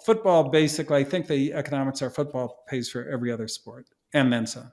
Yeah. The big schools. So. Yeah. And so if like, for example, if I, not that this would happen per se, but just to illustrate it, if a law were passed that universities didn't have sports programs anymore, they would lose some significant percentage of their budget. Yeah. No, particularly at the big schools and alumni donations. Like, so a big part of alumni donations is for sports, as you know. Your father-in-law was a huge booster, supporter of Stanford and the sports programs there. Right. Like, and sports, he's very attached to it. And by the way, really great example. He was a great college athlete at Stanford. Stanford gave him that scholarship. He always felt tremendous loyalty to the school. There's very few people who aren't athletes that feel that loyalty. So it's a tricky problem, because it's not just the economics from the football revenue. It's the economics from the donations that football generates, both from alumni who want that program to be good because they went there and they played for that team. I'm going to skip just got a couple more left. I'm going to skip the hedge fund. Spend a moment on adult daycare. So I just highlight a couple of things in the adult daycare theme. So maybe everybody knows this, but from where I grew up, it's just kind of very clear. There's two very different young adult experiences for people in the U.S. There's the go to college and be in a college campus environment between the ages of like 18 to 22, or even 18 to 24, and kind of be in this kind of not quite adult, it's like a supervised environment. Yeah. A lot of things taken care of for you. So there's the sort of, it's not the real world. And then there's just this totally different experience that, people in middle or, lower middle class or lower class have, that they just don't do that. And so you're 18 and you get a job, and like you get an apartment, and like it's, you're in like real life. And so there's this big, discrepancy. And of course the lucky kids are the fortunate ones, are the ones who are, go through the college part. Yeah.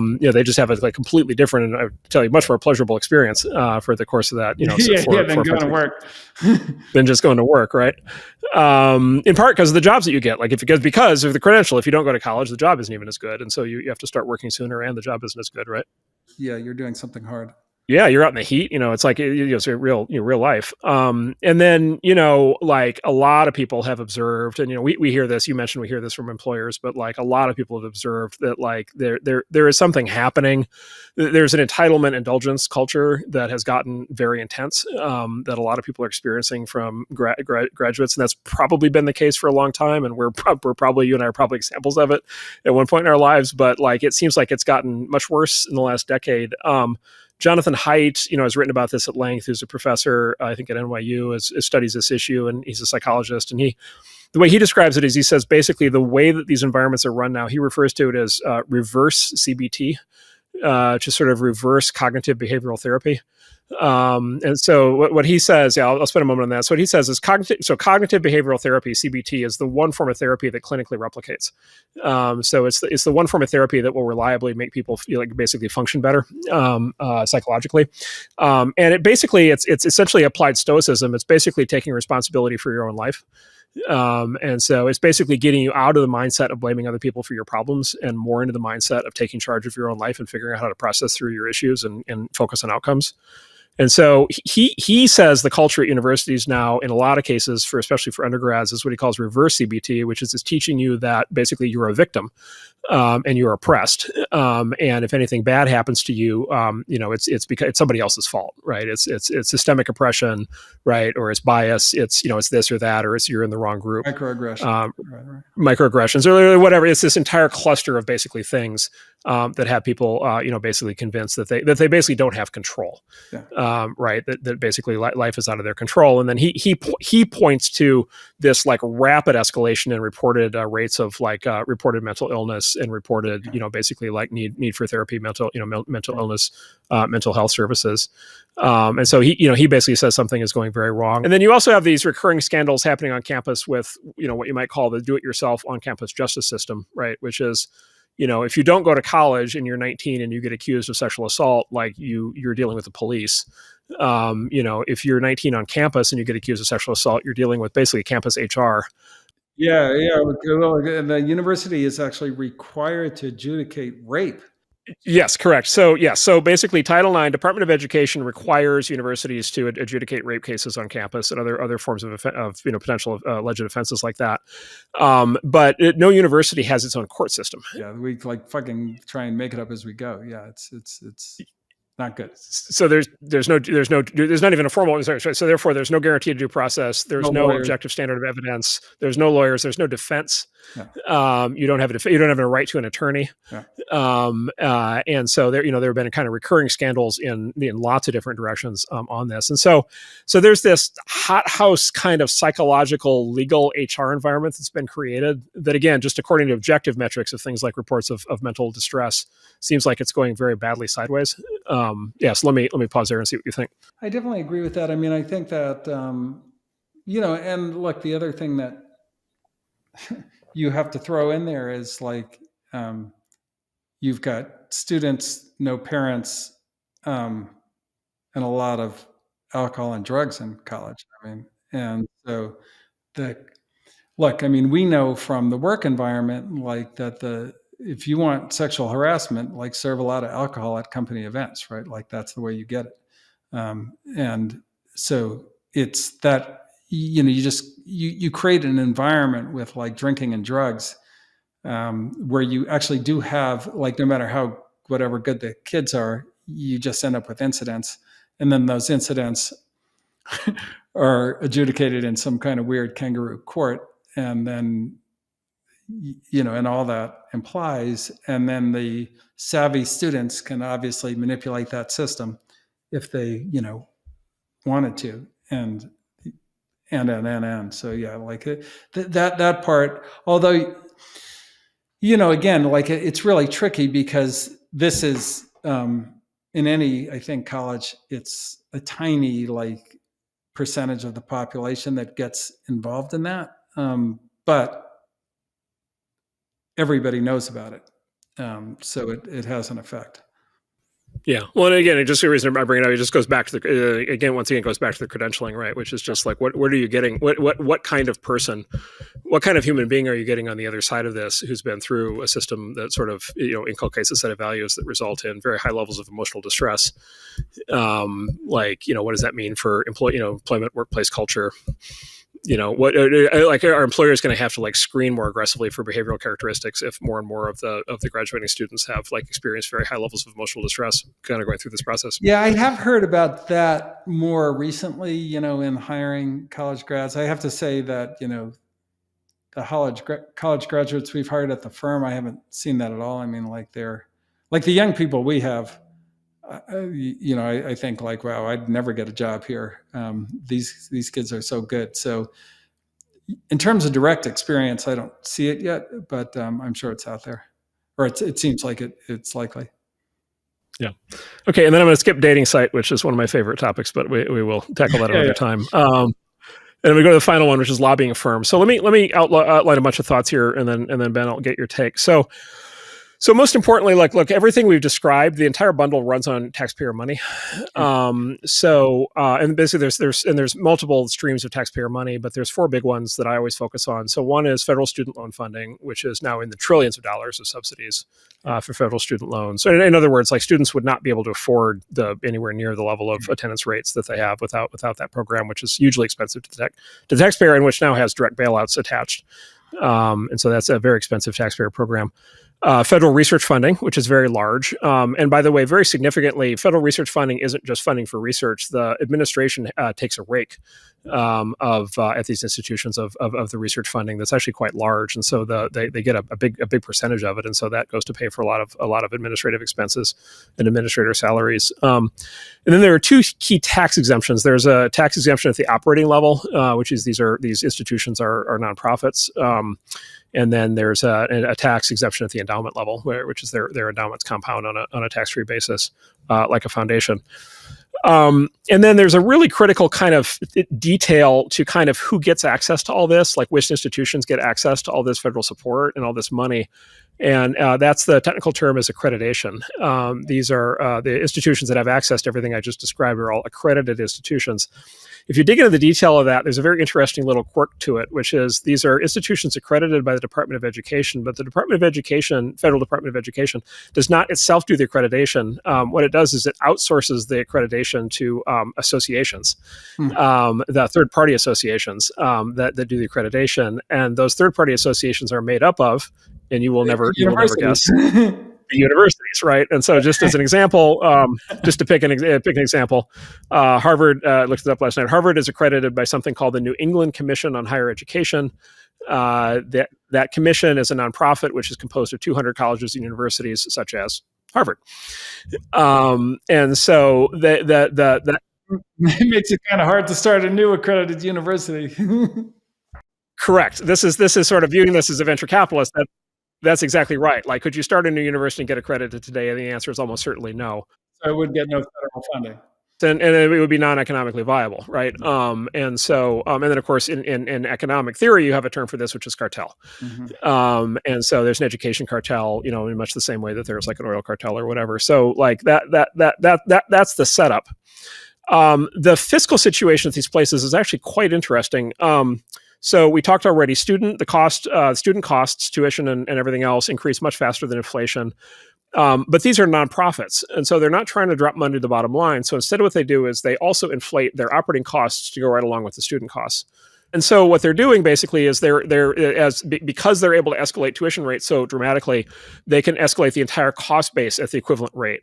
And they're able to, I think it's important to note, they're able to escalate tuition rates so fast because I believe it's in the Obama administration, the federal government basically said that the government would lend anybody the money to go to college who needed it. So basically, with unlimited credit, the universities just basically raise tuition because you have to go to college. Like it's in or it got into the ethos of the culture that you can't get a good job without going to college. So everybody has to go to college.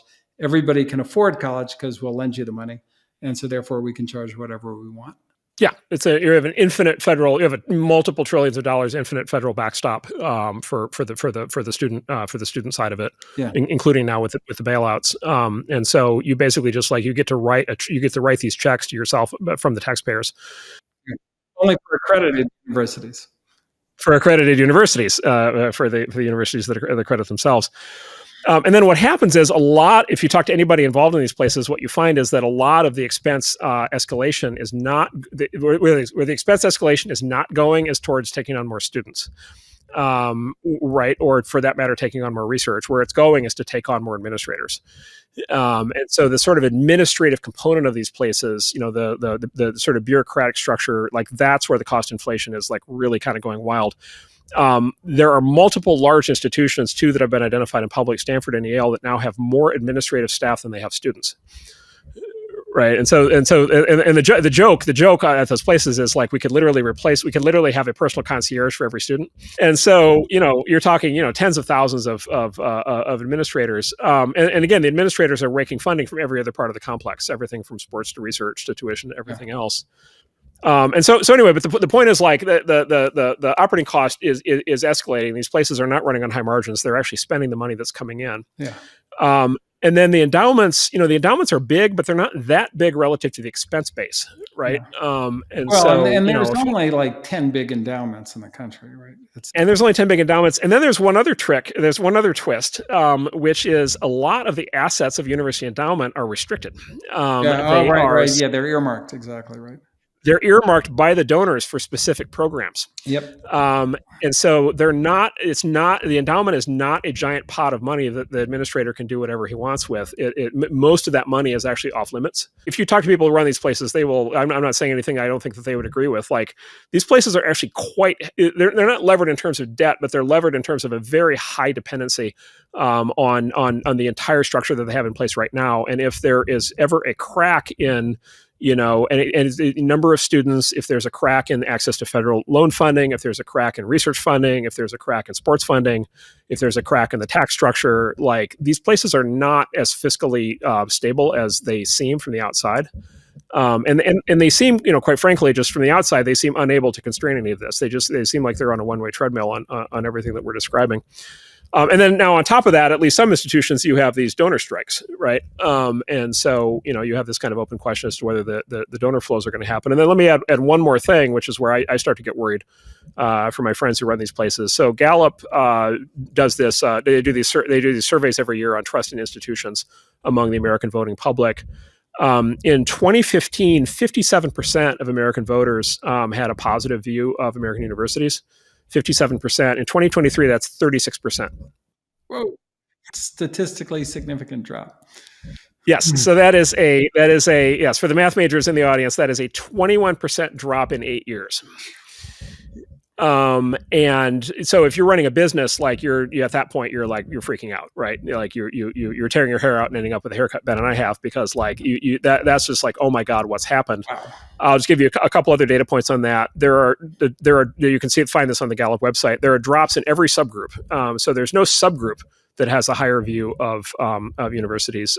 Everyone is a drop. And then among people with no college degree, it's a 25-point drop. And of course, if you're running a college, you're not used to thinking about people with no college degree because they're not your constituent. But the problem is they are voters, and they are taxpayers, and they are a large percentage of the population. Yeah. And you do need their support in order to keep the sort of funding aspect of this rolling.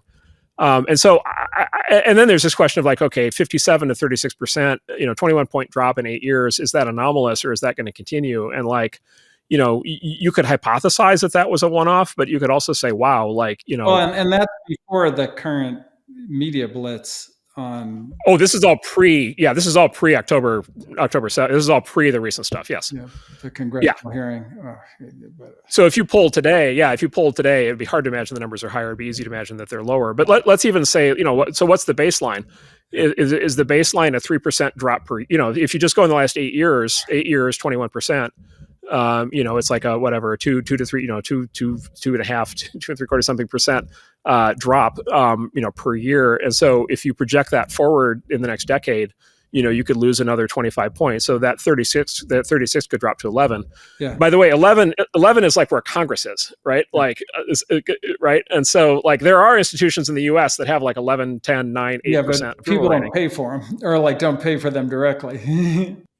Congress has a huge advantage. They get to set their own laws. The rest of us are subject to that. And so I think there's a really fundamental, I think if I were a leader of one of these organizations or on the board or just as a public spirited, citizen as I am, like, and I want these institutions to succeed, I think there's a really fundamental critical thing that you have to look for. You have to look out the next 5 to 10 years and say, okay, what if these current trends continue, and if popular support drops from 36% to 30 to 20 to 10%, which is a real possibility, like, is there therefore the political will in the country and support to maintain the current structure, and in particular the current funding structure? And I think you need to close your eyes and imagine that you lose the operating tax break, you lose the endowment tax break, you lose the potentially the research funding, you lose the student loan. Like, all of these things could come to a political head, I think, essentially at any moment, with the pressures that are in place right now. And basically, like, candidate could win, based on a promise to defund the university if you're not careful, right?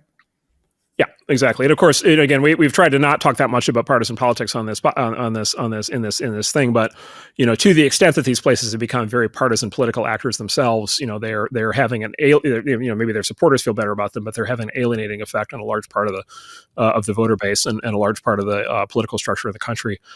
So I think there's an existential question, and it's not that these places don't have lots of levers that they can pull and lots of things that they can rejigger, but to your point, like, kind of what's the level of sort of predictive power and then sort of leadership willpower that you need to get in front of problems like this, and I think that's a very open question right now.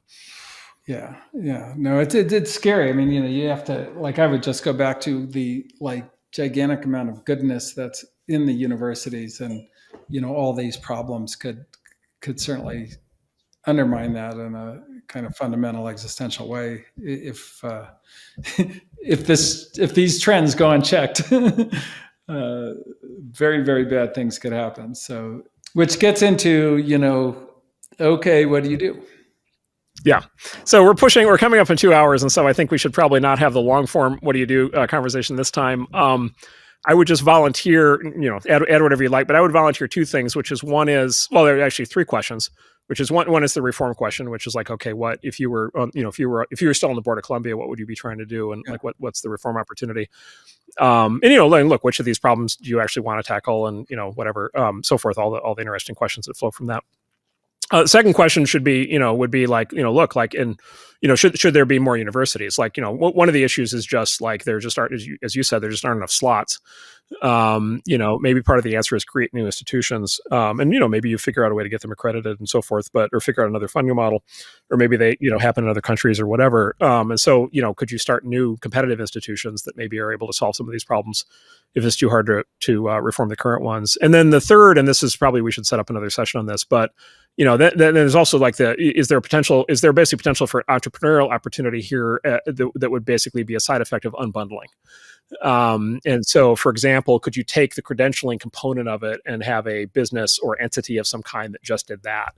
Could you take the educational course thing, break that out separately? Could you take the research part, break that out separately? The policy part, right? The immigration part, the sports part, the social aspect of it.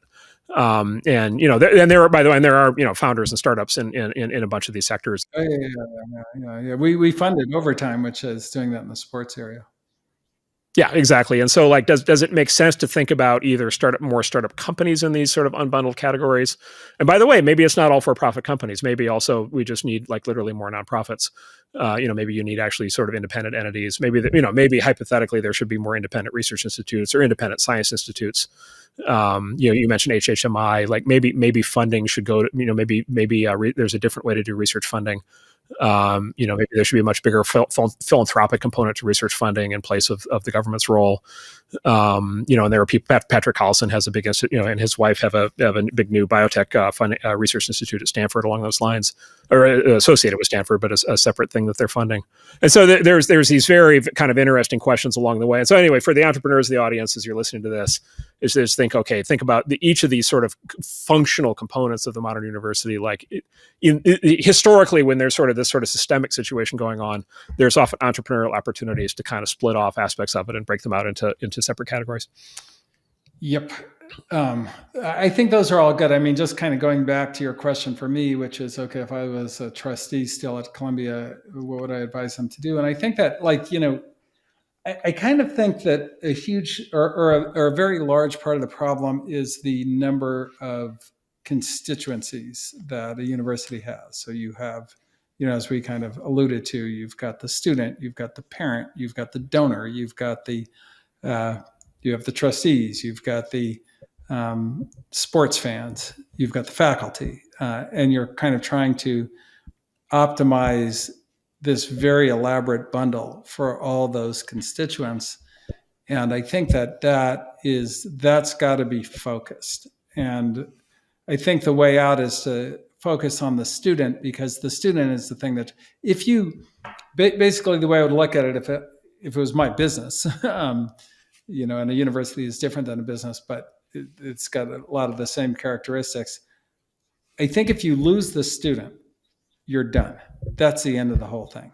Like, it doesn't matter what the faculty think. It doesn't matter what the alumni think. It doesn't matter what the donors think. It doesn't matter what anybody thinks if you're not attracting and developing the brightest minds in the world. Like, if that's no longer happening, then that's it, like game over.